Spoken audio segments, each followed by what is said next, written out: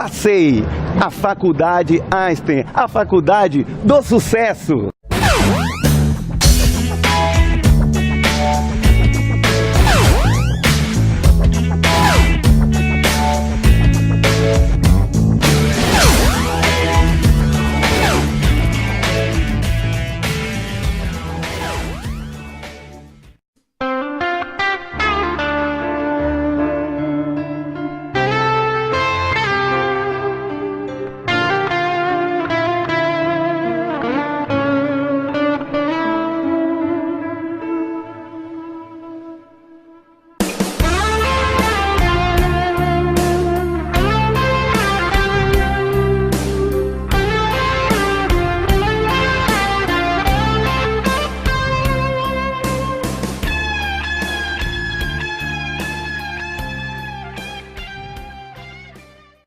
A Segunda Guerra Mundial, ela teve uma concepção do yin e yang, porque ela, em verdade, foi uma coisa muito ruim para o século XX. Haja vista que nós, no século XX, tivemos duas grandes guerras e outras menores, inclusive a do Vietnã, que representaram a barbárie de Thomas Hobbes. Porém, ela levou-nos a parirmos, a adentrarmos na maiêutica socrática e percebermos como era importante refletirmos sobre alguns valores. Valores sociais, psíquicos e espirituais. Levou-nos a perceber que o Estado Democrático de Direito era uma utopia de Thomas More. E que precisávamos rever os valores, precisávamos ver o ser humano numa visão psíquico-bioespiritual.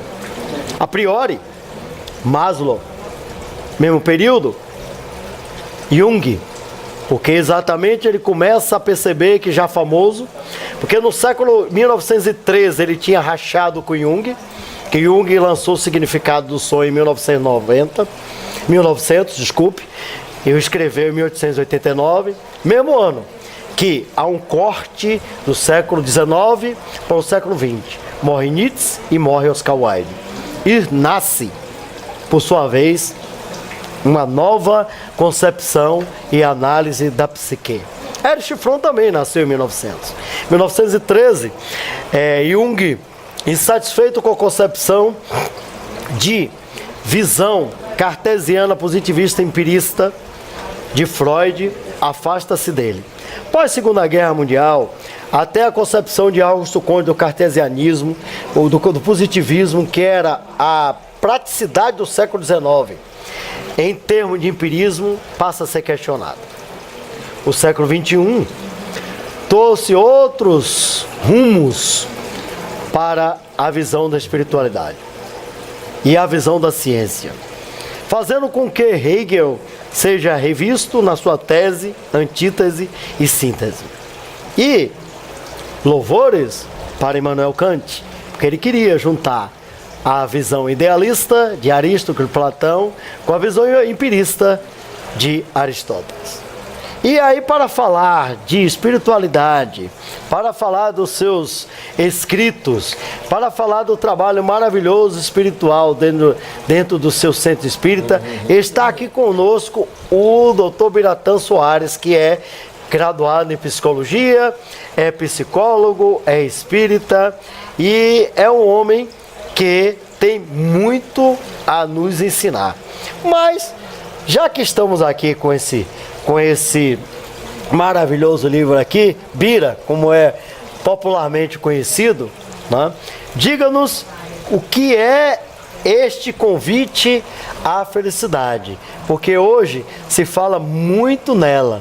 Inclusive os gregos, Aristóteles, Platão, exatamente falavam muito, que foi fortalecido na visão helenista pós-aristotélica, quando se falava do patos, da pateia e da ataraxia, ou seja, da constância da felicidade. Aí, nesse livro aqui, você nos faz o convite à felicidade. O que é, em verdade, que nos leva a ser feliz, na sua grandiosa e valorosa experiência de vida, de estudos e de dedicação espiritual? A felicidade é algo que precisa ser encontrado na harmonização interior, onde as pessoas conseguem, no dia a dia, sair do desapego daquilo que é material para o espiritual, transcendendo a matéria e elevando o seu espírito, mesmo ainda encarnado, onde ele certamente assim encontra a verdadeira razão de viver, não se deixando abater pelas dificuldades que vêm do dia a dia lhe sendo imposta dentro de uma sociedade onde as pessoas pensam diferente uma da outra, mas que os objetivos são sempre os mesmos: encontrar esta felicidade.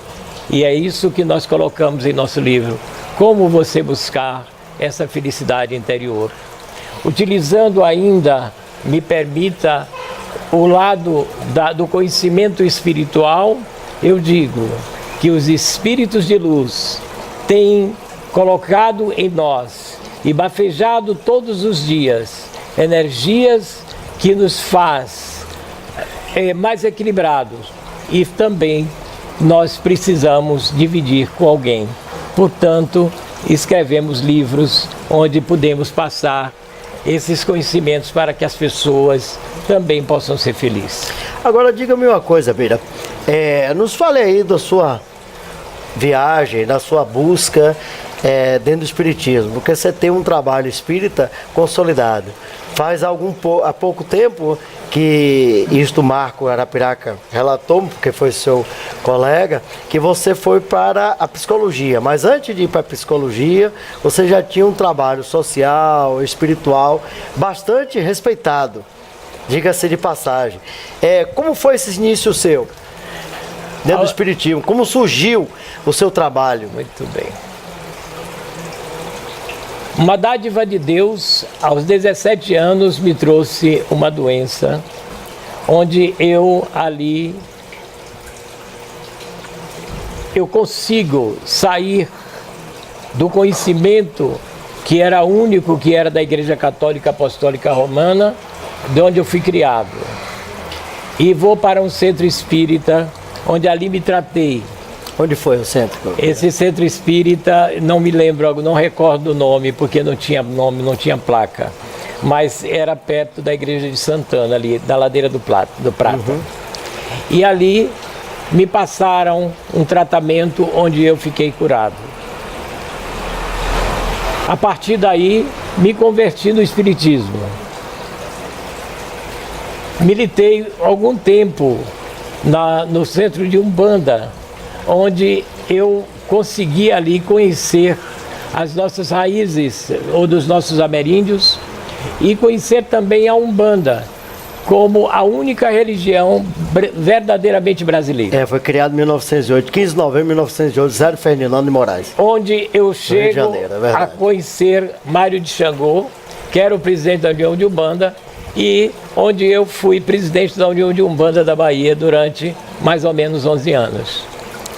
Porém, esse espírito chamado Alia Macaia vem na minha vida e diz assim: a partir de hoje você vai salvar vidas humanas de doenças que certamente não encontrarão a cura dentro da medicina. Eu tinha aí um primo, Dr. Giuseppe Bentivoglio Greco, e ele me deu apoio nesse momento que foi muito difícil para mim, porque eu precisava assumir a condição de fazer cirurgias espirituais, o que nós fazemos até os dias de hoje. Não tem muito o que contar, é viver para a caridade e viver pelo amor ao outro, que este é o segredo para que você possa ser feliz. Eu digo sempre, ninguém é feliz sozinho. Nós só podemos ser felizes se fizermos o outro feliz. Agora diga-me uma coisa, Pira. A Umbanda foi criada em 1908 por Zé Ferdinando de Moraes, com o espírito de 7 encruzilhadas. É isso? No Rio de Janeiro. Naquela época, Foi que ano? Na década de 50, né? Na década de 50. Existia muito preconceito, como era coisa diferente, porque devia ser uma visão completamente diferente. Porque hoje tem-se ainda aquele preconceito, ou seja, antes do conceito. E naquela época, como era a aceitação nos movimentos de Umbanda aqui na Bahia? No meu primeiro livro, Mistérios da Umbanda que te foram negados, não tenho aqui no momento para lhe apresentar, mas oportunamente lhe apresentarei, escrito nos anos de 1973 ou 74, nós falamos sobre isso. Inclusive a imposição do clero para que se fizesse uma junção da Igreja Católica, dos santos da Igreja Católica para com os orixás, inclusive no próprio candomblé. E assim foi feito, por imposição do clero, as uniões, onde se faz aquela comparação do espírito com o santo. Para você ver, como você mesmo disse, existia uma resistência muito grande, mas é a Umbanda que traz as nossas raízes, os nossos ameríndios, os índios da América do Sul, que nos traz os pretos velhos que sofreram e espíritos que se reuniram no astral, para assim se tornarem grandes trabalhadores para o bem da humanidade.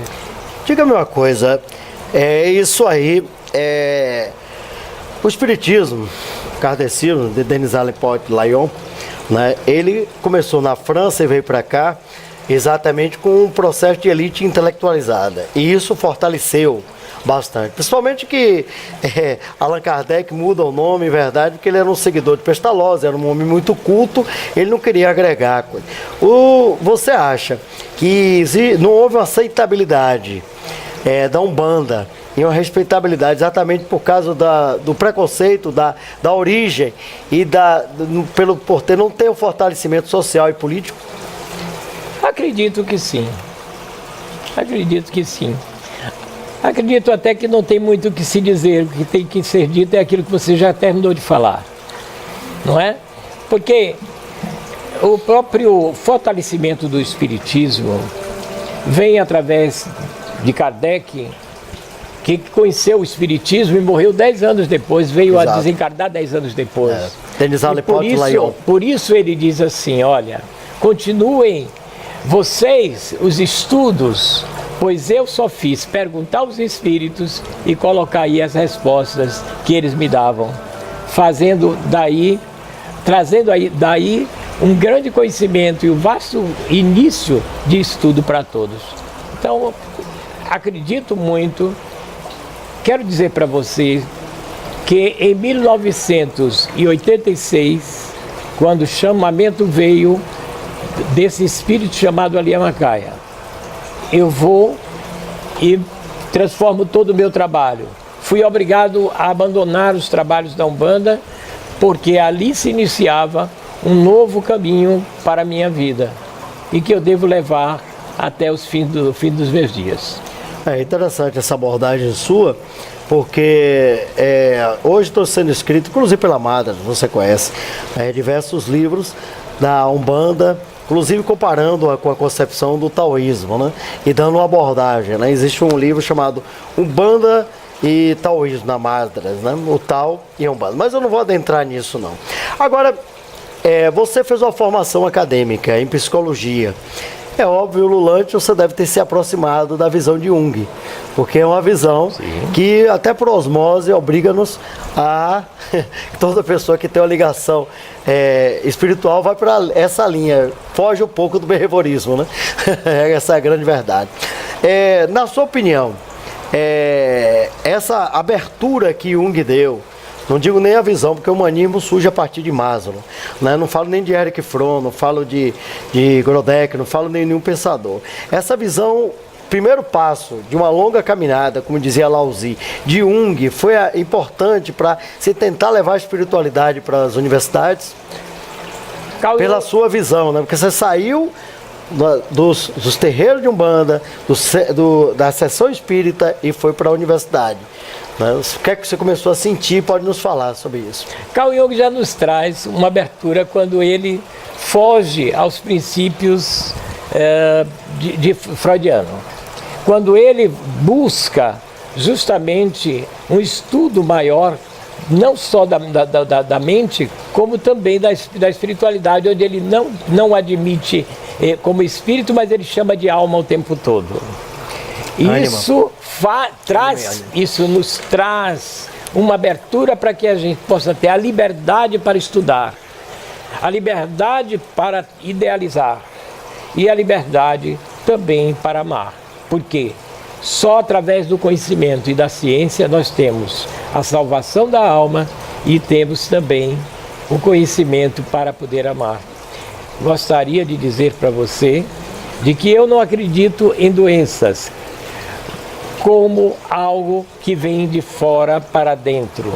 Acho e acredito que as nossas células, quando elas se desarmonizam, elas geram doenças. Por isso eu saí da contabilidade, porque eu era contador durante muitos anos, e aí fui para a psicologia, para estudar melhor e ter mais consciência desse trabalho que eu fazia, que é o trabalho de harmonização, que termina trazendo a cura. O dia em que a ciência, no estudo da biologia, acrescentar a parte das energias espirituais, certamente nós teremos uma grande medicina e poucos doentes. É interessante quando ele nos coloca isso, porque nós temos 115 anos do surgimento da psicanálise e da psicologia um pouquinho mais. É no sabido que toda a concepção de Kardec ela é balizada exatamente no século XIX. Século XIX que ela tem o alicerce do empirismo através da concepção de Auguste Comte, dividindo o clubismo das ciências e colocando-a no estado evolutivo. A matemática, a astronomia, a física com Lavoisier, ou a física com Newton, a química com Lavoisier, a biologia e a física social. E a posterior ele fala da religião na humanidade, que é o processo da ordem e progresso. Amor, ordem e progresso. Ou seja, a concepção da cientificidade através de um processo organicista. E ele, ao mesmo tempo, ele deu-nos o que balizou todo o início do século XX, que é a administração de Taylor e Fallon, a sociologia de Milley, Durkheim, Max Weber, e até por osmose dentro da concepção de Karl Marx, e até a visão da calistenia, característica da atividade física. Então, a psicologia ela foi bastante alicerçada e disse que aí surge uma psicologia. Eu lhe engano, porque o processo de análise da psique humana, ela está de forma endógena, como você falou, e não exógena, ela está parida a partir do momento em que o homem é parido. Mas o século XXI é algo que nos permite refletir. Evitar-se até o que Jung diz no Homem e seus símbolos, que no prefácio ele diz que infelizmente ele não podia dizer a verdade no início do século XX, porque ele temia a repressão dele acreditar que existia um ser superior e uma ligação cósmica e espiritual. Bira, estamos terminando a nossa entrevista. Tê-lo aqui, para mim, é um prazer. Dois livros, né? 2 livros, tenho vários. A Madras lançou recentemente um livro da história da Umbanda. Não sei se você o conhece, mas é um livro ótimo, História dos Escritos da Umbanda. Mas antes de lançar, porque foi lançado faz 3 anos, você já tinha escrito sobre a história da Umbanda em 70. Em 73. 73. E era um momento, me lembro que o governador Roberto Santos, em 75, ele baixou um decreto para que fosse devolvido aos terreiros de candomblé todos os atabaques e macumba, que é o instrumento musical, para os negros. E criou-se o museu Museu do Candomblé da Umbanda, que está na UNEB. Então, 1973, eu vou mais um pouquinho avante e lembro que em 1978 o Estatuto da Federação Baiana de Judô não permitia negro participar de campeonato.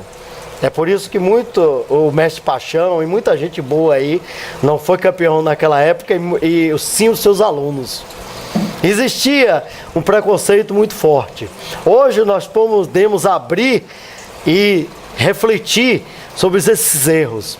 E aí eu gostaria das suas considerações finais para que nós possamos fechar, principalmente porque hoje nós temos um choque de egrégora mundial, onde nós temos determinadas concepções de ataques terroristas, que eu coloco entre parênteses, porque comparar os ataques terroristas ao islamismo é a mesma coisa que comparar o catolicismo à pedofilia. Aí existem ataques terroristas feitos por algumas pessoas que são árabes e são da religião islâmica, mas não quer dizer que é a totalidade. Precisamos parar para refletir sobre isso. Eu gostaria de finalizar dizendo de algo muito importante. Nós, desde que iniciamos dentro da religião, nós fizemos um trabalho onde ficamos durante muitos anos no Asilo São Lázaro, colaborando com Dona Terezinha, desde a sua fundação. Fundamos, junto com um grupo, José Antônio, hoje falecido, um grande espírito que foi da Mansão do Caminho, não é? Maria Helena. Nós fizemos o Sônia Brasil, que hoje tem mais de 30 anos, e há 10 anos, junto com a mesma Maria Helena, nós fundamos o Vozilda. Queremos dizer que eu não acredito em religião sem você fazer caridade, sem você prestar serviço social a um povo. E eu estou trabalhando nesse momento, talvez para a minha grande obra e a última obra que eu possa talvez fazer de caridade para ajudar os moradores de rua. Nós estamos fundando a Casa Lia Macaia, se Deus quiser, no ano de 2016, com a ajuda de várias pessoas que estão ali junto conosco. E nós, inclusive alguns médicos, que nós já solicitamos ajuda, não é? Como nosso amigo e irmão Sandoval Guimarães, Roberto Áureo, que é ortopedista e cirurgião de coluna. Hoje esse pessoal está se aposentando, mas estão dispostos a nos ajudar e nos auxiliar.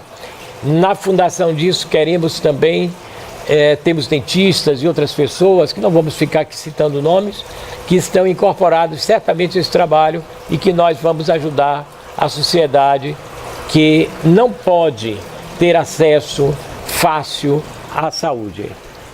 Aqui eu me despeço, agradeço muito esse espaço, a Márcio, agradeço ao senhor e a todas as pessoas que colaboram conosco para que nós possamos divulgar nossas obras e humildemente dizer para vocês que seguimos o maior mandamento de Deus, amar ao próximo como a si mesmo, e que é uma dificuldade tão grande. E Jesus nos coloca dizendo assim: ame ao outro assim como eu vos amei.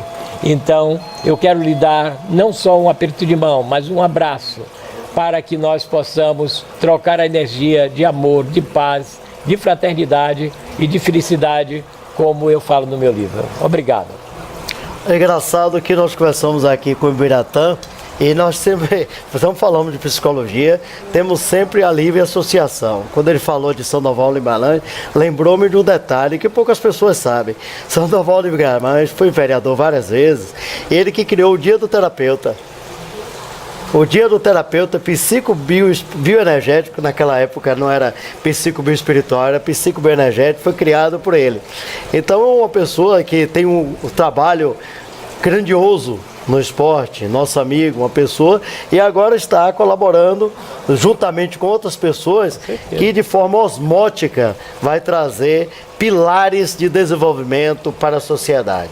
Como sabiamente disse-nos aqui o Bira, com seus anos de experiência, porque não existe, da mesma forma que não existe salvação sem caridade, não existe sabedoria sem anos de vida. porque é exatamente os anos de vida que são as condições sine qua non para que possamos adquirir informações e conhecimentos e de forma osmótica transformá-los em sabedoria. Esse sábio aqui deu-nos o que é necessário para continuarmos a existir enquanto seres humanos, porque até o pai do anarquismo, Mikhail Bakunin, dizia: a falta de liberdade de um único homem representará a falta de liberdade de toda a humanidade. Que Deus nos abençoe e que todos vocês que estão aí vendo-nos sejam sempre felizes e cientes da importância de produzirmos a felicidade para toda a humanidade.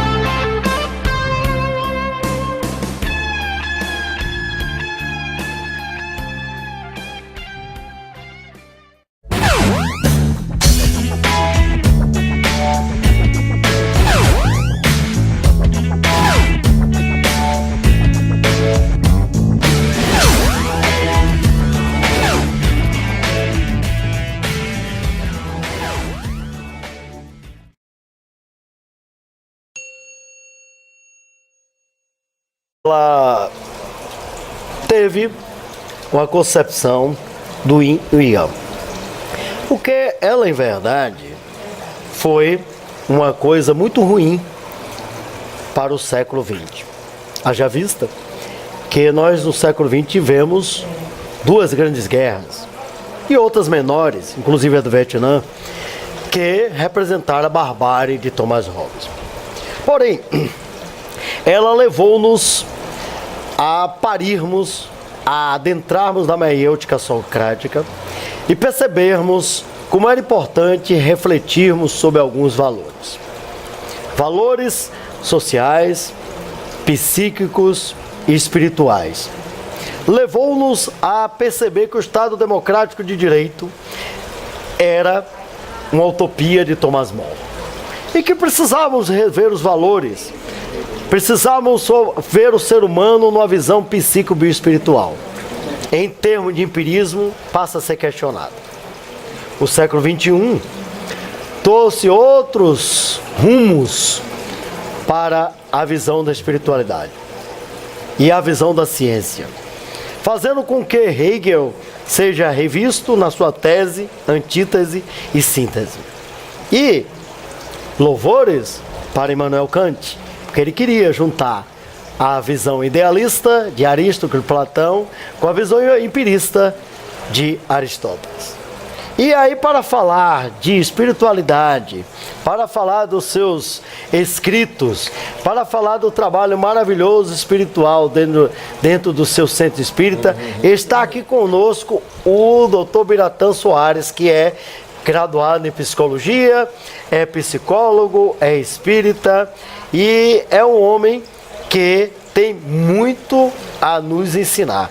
Mas, já que estamos aqui com esse Faça SEI, a Faculdade Einstein, a faculdade do sucesso.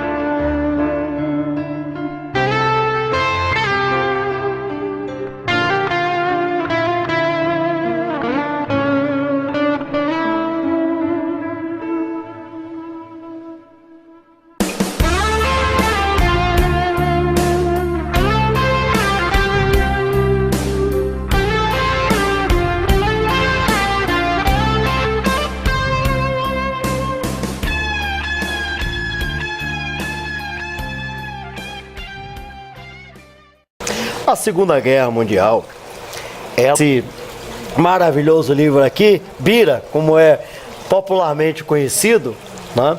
Diga-nos o que é este convite à felicidade, porque hoje se fala muito nela. Inclusive os gregos, Aristóteles, Platão, exatamente falavam muito, que foi fortalecido na visão helenista pós-aristotélica, quando se falava do patos, da pateia e da ataraxia, ou seja, da constância da felicidade. Aí nesse livro aqui você nos faz o convite à felicidade. O que é, em verdade, que nos leva a ser feliz? Na sua grandiosa e valorosa experiência de vida, de estudos e de dedicação espiritual. A felicidade é algo que precisa ser encontrado na harmonização interior. A priori, Maslow, mesmo período, Jung, porque exatamente ele começa a perceber que já famoso, porque no século 1913 ele tinha rachado com Jung, que Jung lançou o Significado do Sonho em 1900, eu escreveu em 1889, mesmo ano que há um corte do século XIX para o século XX. Morre Nietzsche e morre Oscar Wilde. E nasce, por sua vez, uma nova concepção e análise da psique. Erich Fromm também nasceu em 1900. Em 1913, Jung, insatisfeito com a concepção de visão cartesiana positivista empirista de Freud, afasta-se dele. Pós Segunda Guerra Mundial, até a concepção de Augusto Comte do cartesianismo, ou do positivismo, que era a praticidade do século XIX,